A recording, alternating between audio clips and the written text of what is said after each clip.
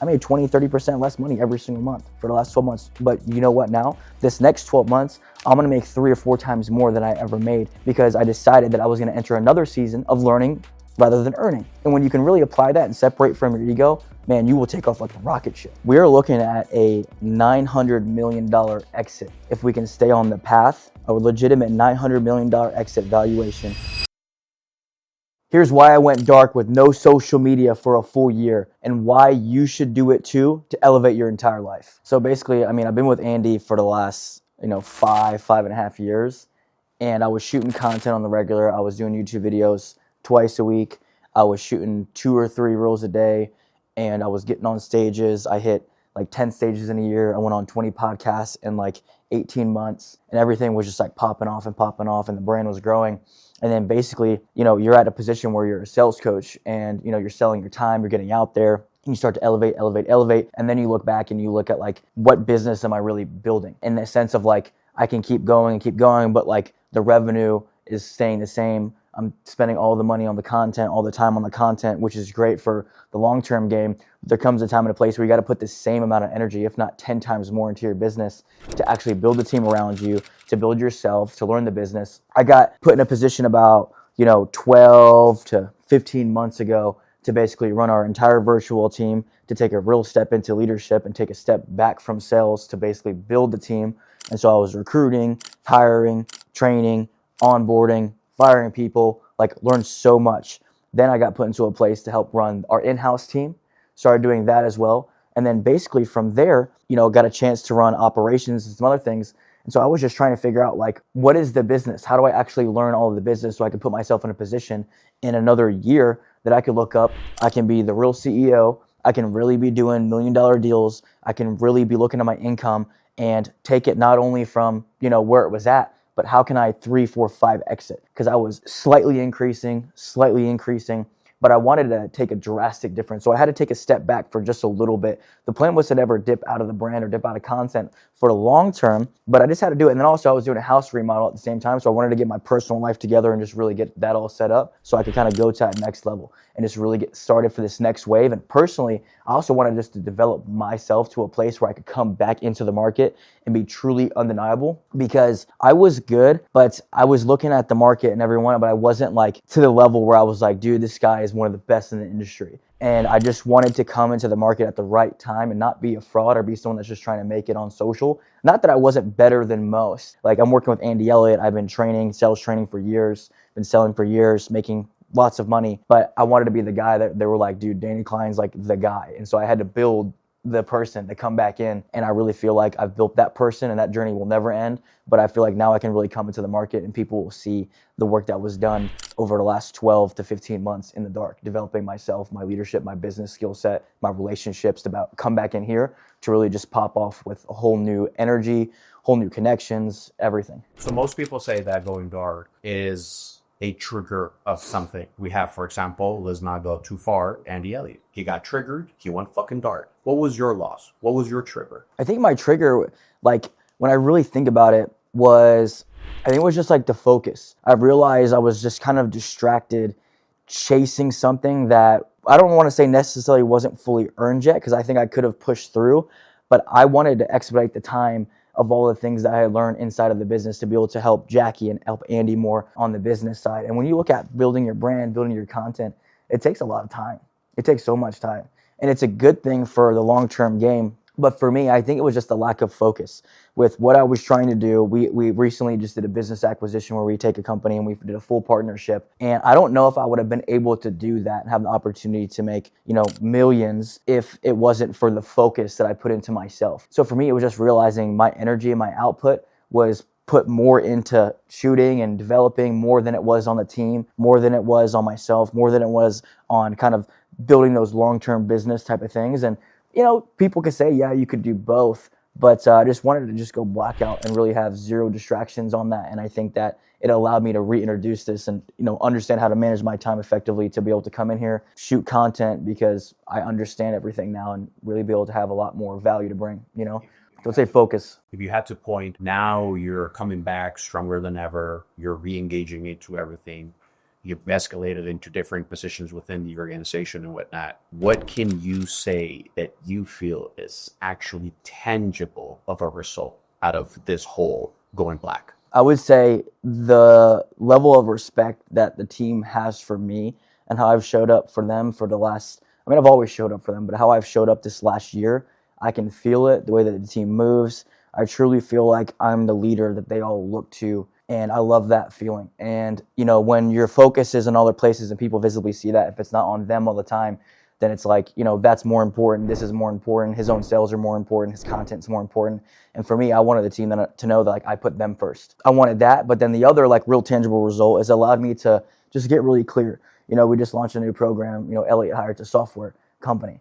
And, software companies are a really big deal right now. We have been selling education and sales training, and we'd always been on the lookout for some possible partnerships and collaborations, and there's never been the right fit. There's a lot of these businesses that'll promise equity and all this stuff, and they never end up coming true. They all just want to dick right off of the brand, and it just wasn't something that really aligned. And so it allowed me to navigate through this conversation while the Elliots were in Dubai for 6 months to be able to walk through this entire deal with who hired a company. His name is Jonathan Wisman. We had multiple conversations to then basically come to Andy and say, hey, this is what I think we can do for our company. This is how I think it'll add value. Here's the alignment. Here's what we can do when we end up selling it. Here's how we can evolve the team. We are looking at a $900 million exit. If we can stay on the path, a legitimate $900 million exit valuation. We already know who will most likely sell it to.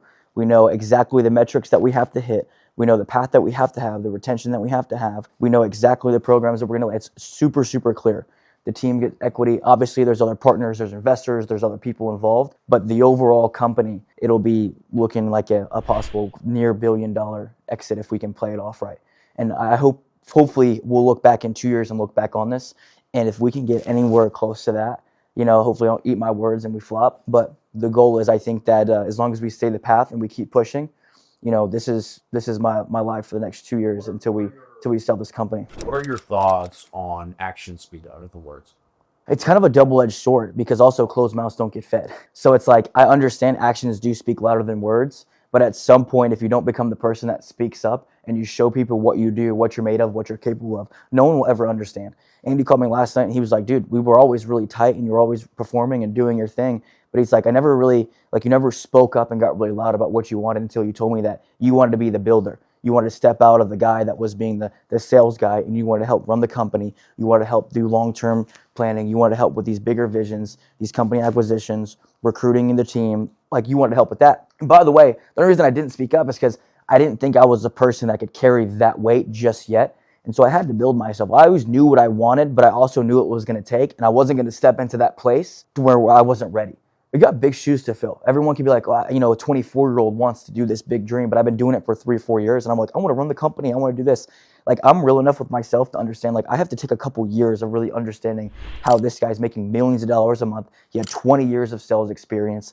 I don't have enough ego I have enough of self-realization to understand that, I needed to learn how to become the right person to step into that. You know what I mean? To then be ready for that longer term game. So we've always known that health, fitness, it's always been top priority on the list. Yeah. But again, this last year or so, not only yourself, but I've seen Val join you on this fitness transformation. Why take it up to that extra level? So, this whole transformation, fitness, you're going crazy. Why? We've always known that fitness has been top priority. Yep. Why take it up a notch and go crazy? Well, when you look at what does Andy talk about? He's all over the internet saying, if you don't have a six-pack in our company, you don't work for us. So when you look at his inner circle, if those guys aren't jacked, it's just a bunch of bullshit. And not to say that everyone's coming in perfectly jacked, ready to go. It's about getting healthier, getting in shape, being a person that is all about being athletic. We kind of want to be the corporate athletes. You know what I mean? Well, actually, not corporate. We don't want to be anything like corporate. We want to be like that. We're not corporate, but we want to be like that athletic type of vibe where we're coming into this training space and it's the suits aren't our thing. The polos are an occasional, I'm rocking Cots pants and a polo. And I feel like this is what people really resonate with nowadays, just because I don't want to have to go in and clock out and have to answer to somebody in a suit.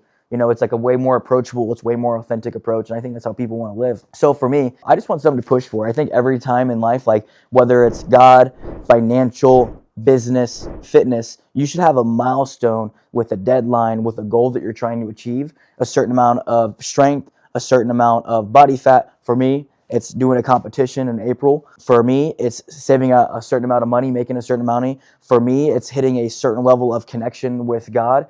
And if you can actually set those goals and have deadlines and have routines and regimens around some of those things, you'll watch your life elevate so fast. Most people just play around, they work out a little bit, they don't train, they don't eat intentionally, they don't run into business intentionally, meaning like when you show up to work, every single hour of my day is very intentional. And anything that doesn't fit into that has to be very important, or it has to match up for, Dan Martell's take your hour, what you're trying to make, take $1 million a year, divide it by 2,000. That's the time on it. What is your time worth? And I think if anything doesn't fit in that range for what your hour is worth, it better be a long-term play. It better be something that makes a lot of sense. And anything else under that, it just doesn't fit into it, because I start selling myself short. And this is where you see people stay at that same level of income. They stay at that same level of fitness because what do? They just work out. They eat moderately healthy. They work out moderately hard. It's harder to work out and eat clean and do things halfway and do things a little bit more than most than just to max out. You're already waking up early. You're already eating sort of clean, but you're cheating every other day. You are not maxing out on your lifts. You're working out for 45 minutes. For the first 30 minutes hard, the last 15 minutes you fuck around. And it's like, you're never going to get any results. I'm the guy that's kind of lazy. I'm committed to the goal, but if I'm going to show up, like I'm going to get everything out of my hour or my time putting into anything in any of those 4 pillars because I'm committed to the goal.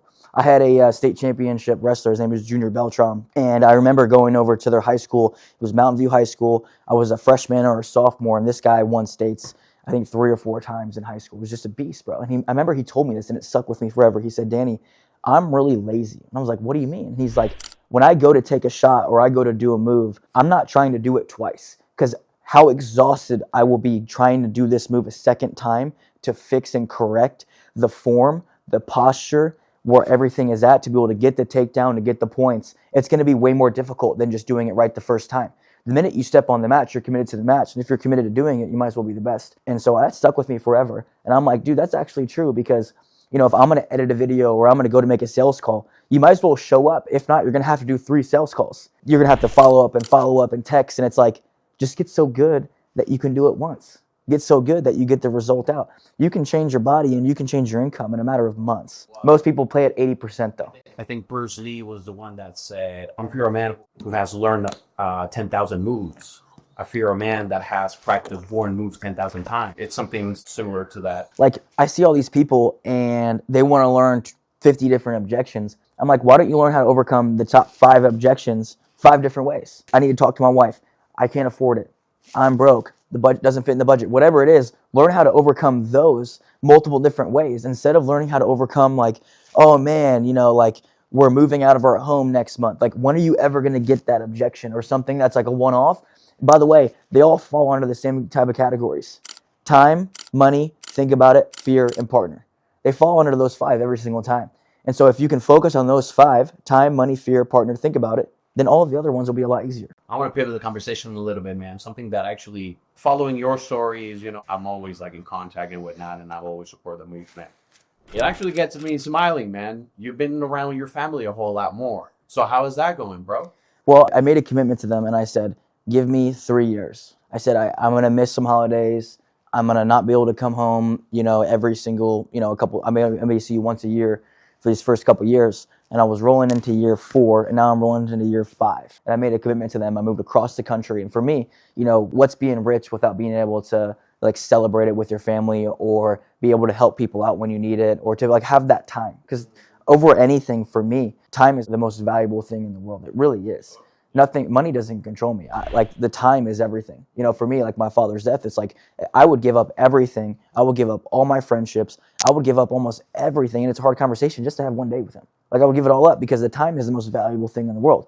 I mean, I'd just zero it out. I would go into debt. I'd go homeless to rebuild it back just to have that one day. And so when you think about that, why do so much people, they don't put any value on time? They put all the value inside money, money, money, money. So for me, with the family, we just planned a little ski trip. My nieces and nephews, my sister posted a reel the other day and he was like, you only get your little kids for 5 years. And I saw that audio and I was like, dude, my nephew is growing up. My little niece is growing up. And I'm like, fuck that. I'm not going to be one of the guys and one of the uncles and even fathers when that time comes, where guess what? Where I look up and they're 10, they're 15, they're 18, and now it's like you don't have that connection with them. You didn't get to experience that life with them. So I'm trying to double back down and maximize as much time as possible and then spend time with them every couple months, living, having fun. For sure, bro. And you only get so much time as a kid. You know, it's like you really think about that. You know, like most of my family is scatter all, and my brothers from Costa Rica the other day, they hit me up. They're like, man, you know what we just realized? And matter of fact, we're just having this conversation, him and my other brother.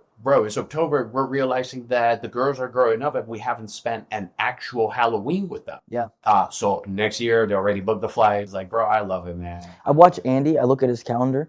He has a full week blocked out for his kids' birthdays. A full week. And people may be like, dude, why do your kids need a full week? They see the clip of Jackie and be like, your kids only need 20 minutes. And then like they take it all out of the context. That's the internet. Yeah. What she's saying, when you're working that hard and you're grinding, the reality is you don't spend any time with your kids. You say, oh, you're a piece of shit. The reality is you don't even spend 20 minutes with your kids every single day. And then guess what? They miss the part that they spend and they will block out family time for days at a time where they're out of the business for 3-4 days. We're running it and they're with their children. And I'm like, you know what? Dude, amen. I don't even touch his family time. People try to get on his calendar. I'm like, dude, you don't fuck with that man's family time because he's a better man when you come back in. He is energized, charged. His kids are ready to go. There is nothing else there, you know? So it's everything when you look at it. Like imagine missing, you hear the stories and I get the phone calls of grown men that come here. They're 40, 50, 60 years old. And they talk about all the regret, all the pain, all the missed family time. And they live in this place of guilt, depression, shame, and they're grown men, and you can never get that back. And I just try to have empathy for those guys and be like, damn, I will never be like that. You got one life. I'm going to live it to the fullest, no matter how much money I make, no matter where life takes me, what God gives me. I'm just going to be fully present with the family that I'm with the things that I get. And I think about the money in business. I think about it like a game. I just want to see where my potential can land. And then whatever falls underneath that, then I'm happy with, man. That God will take care of the rest. As you reboot your whole online presence, the YouTube, I mean, like, man, we're almost at 1,000 subs, man. Oh, we're about to break it wide open, dude. We're going to get to 10K within the next 6 to 9 months. What are we expecting now coming from this channel? Very real, raw, live sales training meetings, real high quality sales training sit-downs, leadership sit-downs, just giving advice from what it looks like. Because a lot of times, too, you got these big characters that are in their 30s, 40s, 50s. You got PBD, you got Hermosi, you got Andy Elliott, you got these big players. Well, I'm 26. And so I think a lot of people may go, well, I just have a sales job. I don't have my own company. How do I fit in all this? Where's my vision here? How do I learn all these right things? So what I do is I'm going to be able to speak to that audience from a position of like, listen, I'm going to show you what you need to know, how you can gain authority at a young age, how you can show up and get results and not wait till you're 35, 40 years old. A lot of people go, well, it takes time. You have to wait. You got to build yourself. I can show you how to build yourself in a matter of years from the things that I've learned, from the people I've been around. I've been in rooms. I've been on podcasts. I've been on stages. I've had conversations and dinners with some of the most influential people in the game.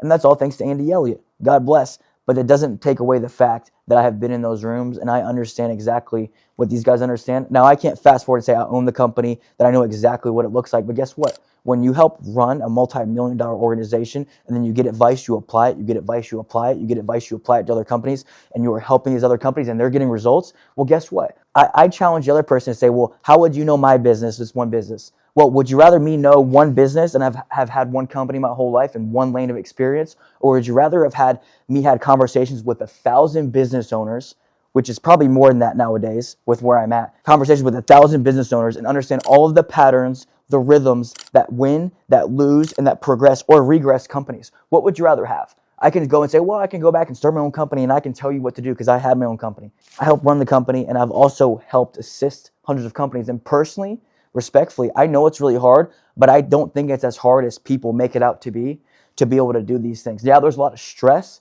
but the game is really simple as long as you can put the right systems and things in place. From the content side, the branding side, to sales training, to leadership, everything. You say things to Andy Elliott. Absolutely, right? But realistically I would say a better way to say it is things to the engine Andy Elliott provided to the company.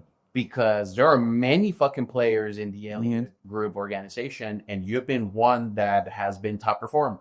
right? At the end of the day, is how you show up, how you do the things, and how you operate. And I've always, from the get-go, I've known you. I talk to people about this all the time. People go like, what's next for you? And they have this conversation. I'm like, dude, I committed to being with Andy. And I don't say that to be cute. Like, I committed to being with this guy because I know what he brings to the table. And he says, I want to have guys get paid. I want to bring up the next influencers. I want to train and build. Listen, guess who Tony Robbins trained under? Jim Rohn. You guess who brought up Tony Robbins? There's people and layers of different people that have trained under these mega influencers and these trainers and these developers. They don't just like pop up on their own. Rosie came from Brunson. They all connect and learn from each other, and they help each other, and they learn. Cardone, it's the same type of thing. You have these players, and it's like eventually the players beneath get so much respect and credibility that they become the next guys. And people will look up, and I'm not going to stop. Hopefully it happens in the next couple years, but guess what? I'm not going to stop. It might take me 10 years, but guess what? In 10 years, I'll be 35.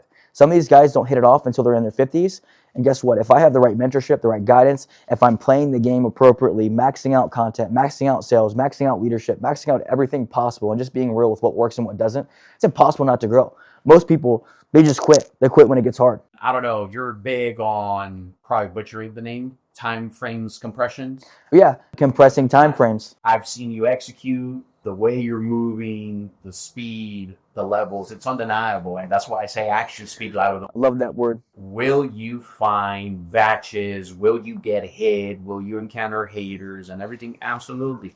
Are we perfect? No, I don't fucking think so. We're all human. We're here to fucking learn. What matters is the actions that we take every single fucking day to reflect the intentions that we're trying to get.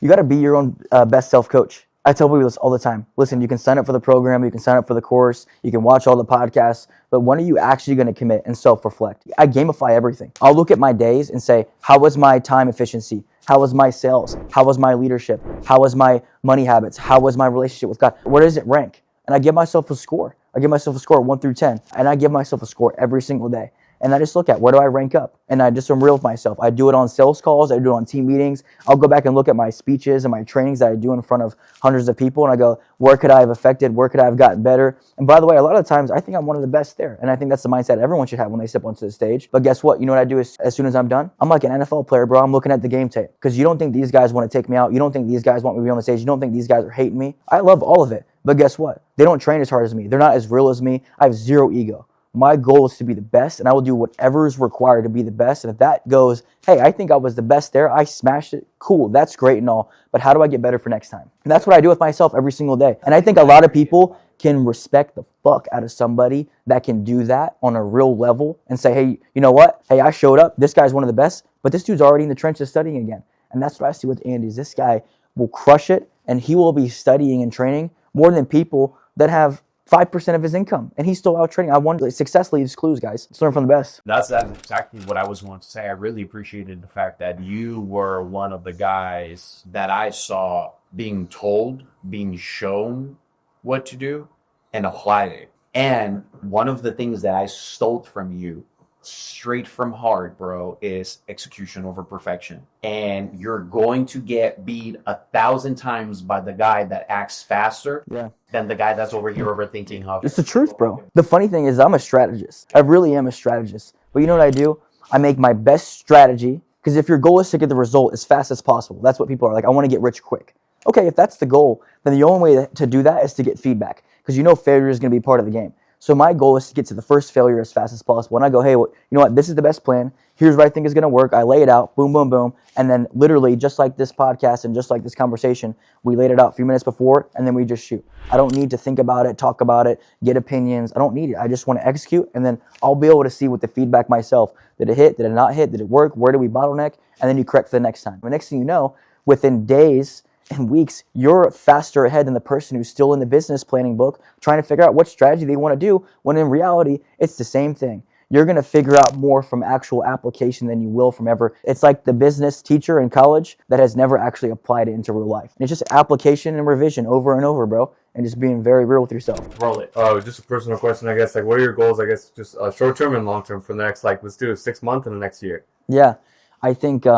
well, my long term is would be closer to 10 years, but I think the next 6 months, my goal is to put our virtual team in a place that is producing at a very high level. It's running very effectively, to put our in-house team at a very effective level or really taking our stuff up and we're doubling our monthly revenue, I want to look up and I want to see myself in a place where Elliott Hire is really actively producing, is on track for the exit. Everything is rolling smoothly. Content, we're penetrating the market at a very high level for HR software and transforming companies at that level.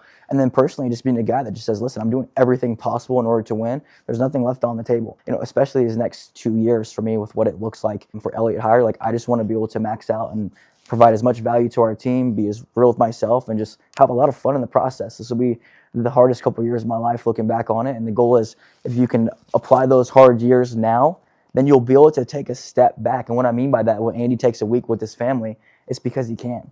He can, you know what I mean? And so I can't really afford that right now. As much as I think that I can, and most people will take that step out, you have to create a gap in order to create that separation season before you can, really double down. Same thing for you with where you're at. You're in that game where it's like, dude, if you let up in the next year or two, everything that you envision and who you can become, and you see the studio and you see the equipment and all this stuff, and it's expensive, and it's $5,000 and it's $10,000 equipment, and it's another $10,000 over there for equipment, you're never going to be able to get there and get yourself to a level where you're like, dude, hell yeah, I'm building it up, I'm crushing it. You're never going to get yourself there unless you have that separation season and you enter a season of learning over earning. I did it again. I did it when I came to work for Andy Elliott, and I did it again this last 12 to 24 months to get to where I'm at now. I took a step back. I knew what I could produce in sales. I made 20, 30% less money every single month for the last 12 months. But you know what now? This next 12 months, I'm going to make 3 or 4 times more than I ever made in the last couple of years and this next year, because I decided that I was going to enter another season of learning rather than earning. And when you can really apply that and separate from your ego,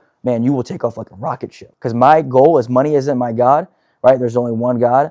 But my goal is, I want to be so real and be a student of the game and know what I need to do to be successful. All right, guys, hope you enjoyed the conversation. This is just a raw behind the scenes talk with our media team, just talking about, where we're at, what we're going through, some lessons that we learned along the way the last 12 months. So if you guys enjoy stuff like this, make sure you guys like, comment, share it with a homie in the comment section below. Let me know what value you got from the video. I'd love to engage with you guys, understand what you want to learn, what you want to take away in every single week going forward. So we'll see you guys in the next one.